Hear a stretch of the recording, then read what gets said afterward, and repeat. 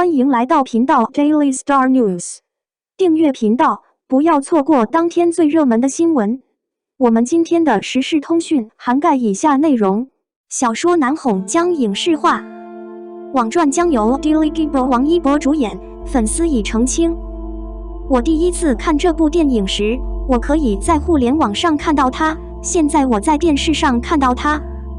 8月24日，有网友透露，竹子的小说《难哄》将影视化。小说出版多年，不少看过该书的网友都觉得故事不错，主角是白月光行，也有网友称小说为暗藏玄机的姐姐。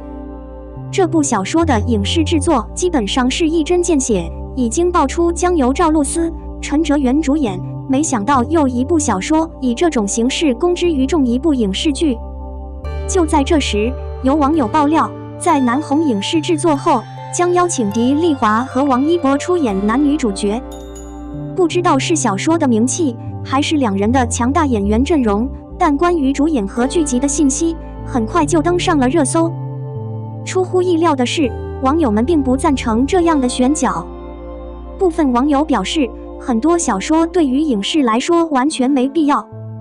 这些年很多小说改编后都被推上了荧幕，但效果其实并不好，不仅故事情节变化太大，而且年轻演员的演技也处于声名狼藉的状态，能做到的只有极少数。以正确的甜度进行表演，甚至有网友表示，宁愿把小说中的主人公当成一个镇纸，也不愿把他当成一个实体人物。两人都是圈内当红艺人，拍的剧也不缺，所以这部剧基本不可能请到迪丽热巴和王一博。也就是说，这部剧还没开拍，就已经被大众泼了一盆冷水，真不知道最终的成品能不能让观众满意。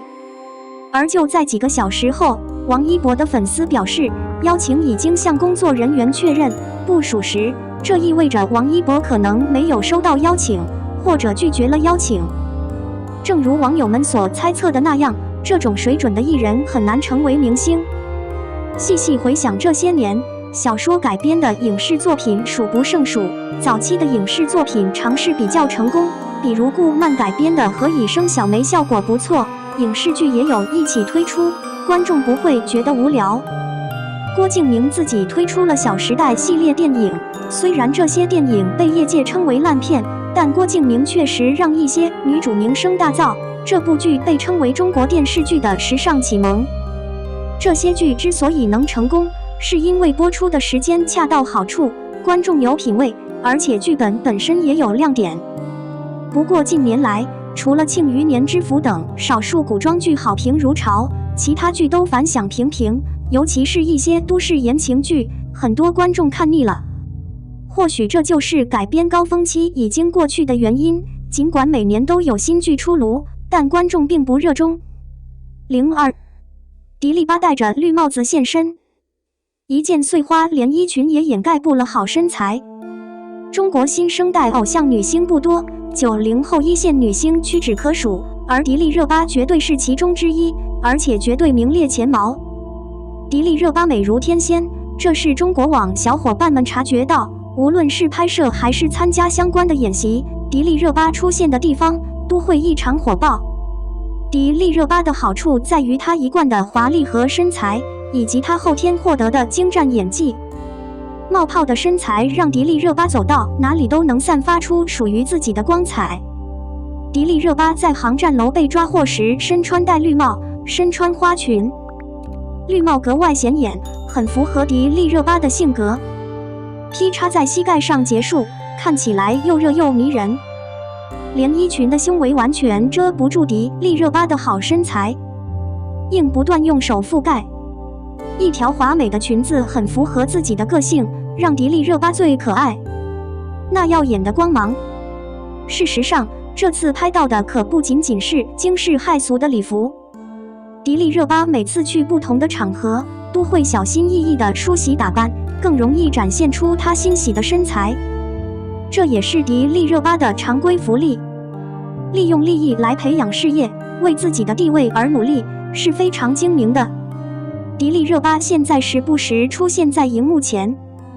也许她正忙于射击或她自己的部分事业，或者他正在研究他未来生活中的重要场合。安静地跟随他，支持他，宠爱他。03《陈情令》改版，又一明星加盟，剧情扩大20集。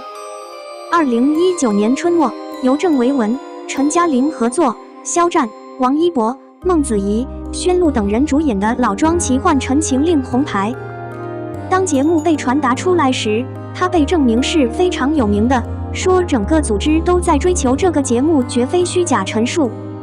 陈情令》改头换面，又一明星加盟，剧情扩大20集。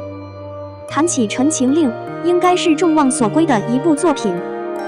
不仅第一本书名气特别大，而且在改编成电视剧后，加上肖战、王一博等人的精彩展览，更是名声大噪。它直接变成了旧人体模型节目的典范，并令人惊讶地将双雄市场推向了顶峰。后来的《陈情令》虽然传播的双重男主剧集很多，但影响力和流行度都比不上前作。的确，即便是去年大名鼎鼎的《山河之灵》，在评价和考虑上也有些逊色。一颗芯片。只是悲剧的是，后来的《陈情令》这部剧没有任何发展。万一在观察多年之类的几个板块里传播得很好，第一组就编造出来，最后变成10年甚至1年、20年足以媲美每一场时装秀。不管怎样，前2天爆出的一条消息，让《陈情令》的名气再一次达到了巅峰，或者说，节目至少要换个档次了，必须要加第一个剧情。目前的剧情展现了一个更完整的故事。你应该知道，经典的影视剧改编真的很多，比如《神蛇8部》《神雕侠侣》《神雕侠侣天龙8部》，以此类推，但真正能熬过去的人并不多。目前有消息称《陈情令》要改版，所以主角应该是最受关注的。综上所述，肖战和王一博饰演的魏无羡和蓝湛现在都是艺术品。不过，无论肖战、王一博饰演的魏无羡、蓝湛是不是艺术品，新的改编都不会利用老艺人，否则也不会被称为新变种。因此，在该剧的声明中，在这一点上提到了另一位知名明星将加入。